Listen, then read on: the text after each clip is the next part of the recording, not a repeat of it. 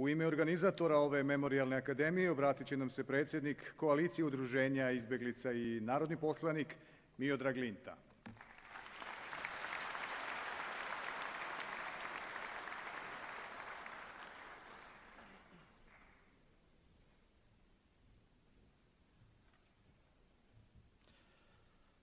Vaša svetosti, predsjedniče Republike Srbije, izaslaniče predsjednika Republike Srpske, zamjeniče predsjedavajućeg predstavničkog doma parlamenta BiH iz reda Srba, članovi Narodne skupštine Republike Srbije, Vlade Republike Srbije, Vlade Republike Srpske, ostalih državnih organa Republike Srbije.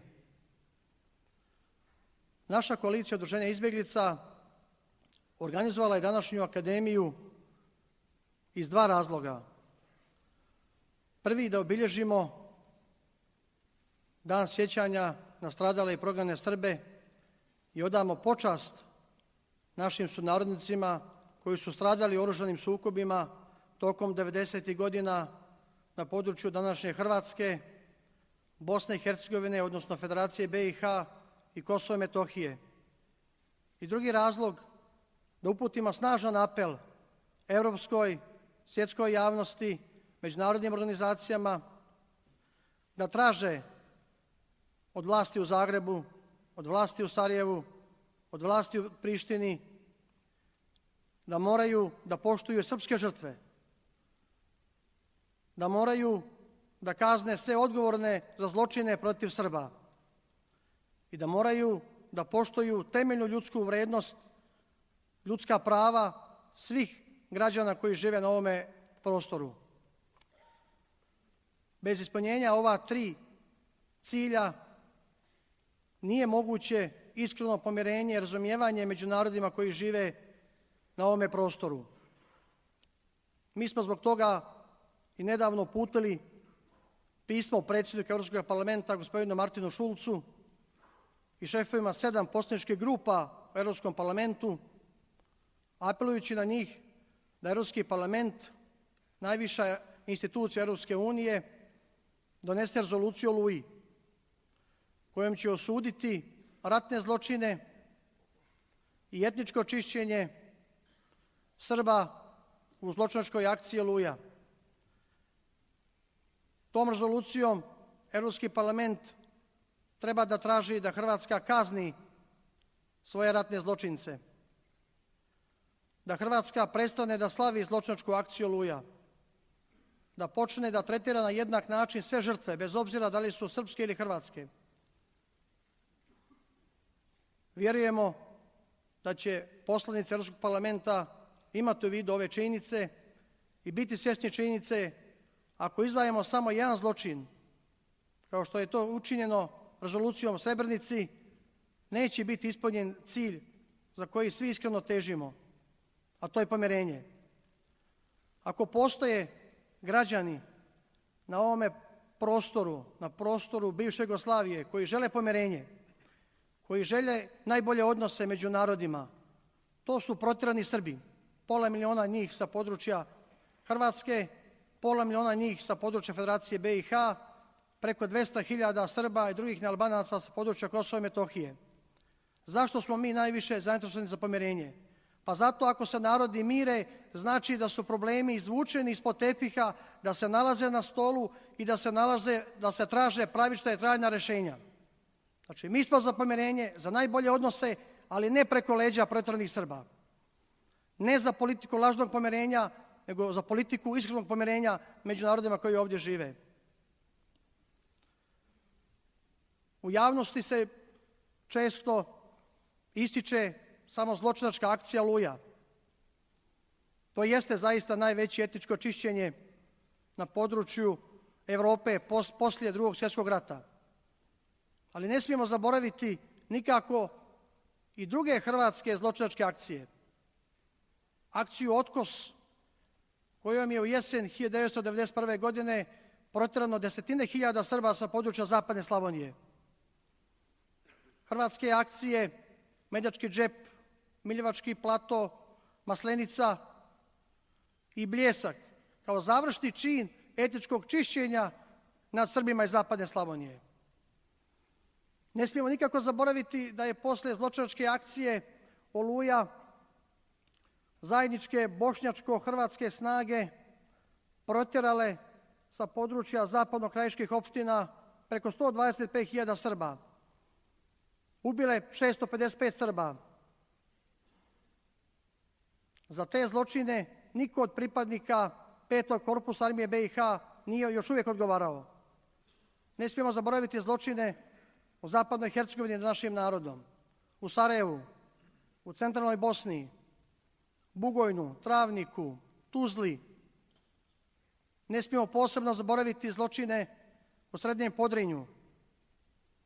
Strašna je poruka kada prve subote u julu se okupljaju majke i porodice stradalih preko 3.500 Srba na području Srebrenice, Skelana, Bratunca, Vlasenice, Zvornika, a da niko od predstavnika međunarodne zajednice neće dođe na to obilježavanje. Nekoliko dana kasnije čitava međunarodna svita dođe u Srebrenicu. Mi, protjerani Srbi, šaljamo jednu poruku.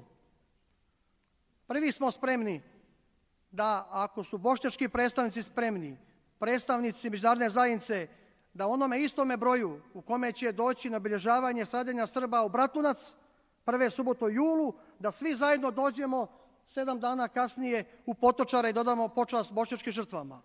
Nažalost, to još uvijek nije tako. Još uvijek imamo dvostruke standarde vezano za žrtve na Balkanu, vezano za ratne zločine, vezano za poštovanje ljudskih prava. Ne smijemo zaboraviti, pošto je ovo dan sjećanja na stradale i prognane Srbe, naše sunarodnike na Kosovu i Metohiji. Ne smijemo zaboraviti njihova stradanje od 90. godine, 99. 2000. zaključno sa albanskim pogromom 2004. godine. Zbog toga je naša koalicija udruženja izbjeglica i podnijela molbu Skupštine grada Beograda da se konačno izgradi spomenik srpskom narodu i građanima Srbije stradalim u oružanim sukobima na prostoru bivše Jugoslavije od 1990. godine.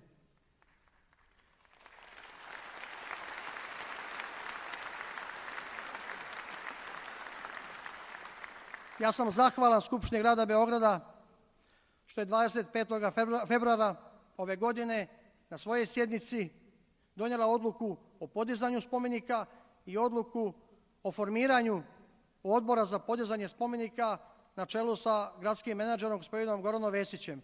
Želim vas da još pozdravimo velikim aplauzom ovu odluku Skupštine grada Beograda.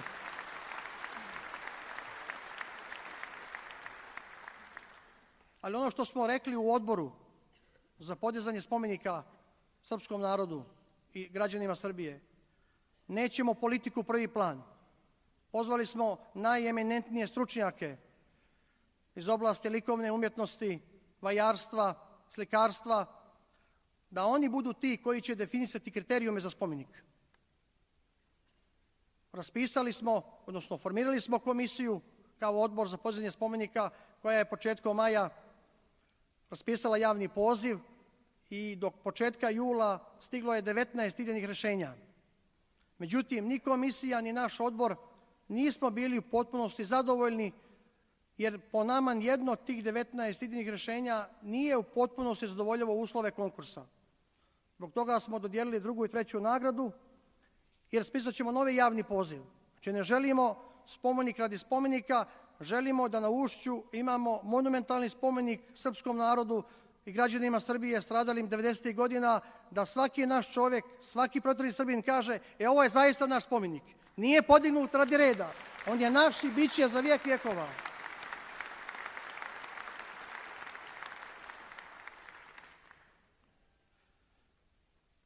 Ja želim da na kraju kažem da naša koalicija udruženja izbjeglica će u saradnji sa Vladom Republike Srbije, sa našim drugim institucijama činiti sve da konačno upoznamo međunarodnu javnost, svjetsku javnost, da je ovakvo stanje neodrživo, da je potrebno da se konačno otvori suštinski dijalog između Srbije i Hrvatske, da Hrvatska mora da prihvati taj dijalog, da moramo te probleme izvući iz ladica i fioka, moramo ih staviti na sto i moramo o njima razgovarati, moramo naći trajna rješenja. Bez tih rješenja mi nikad nećemo pristati na nikakva lažna pomirenja, samo iskreno pomirenje, ali uslov su poštovanje ljudskih prava, poštovanje naših država, naših žrtava i kažnjavanje svih ratnih zločinaca koji su se iživljavali nad našim sunarodnicima. Hvala.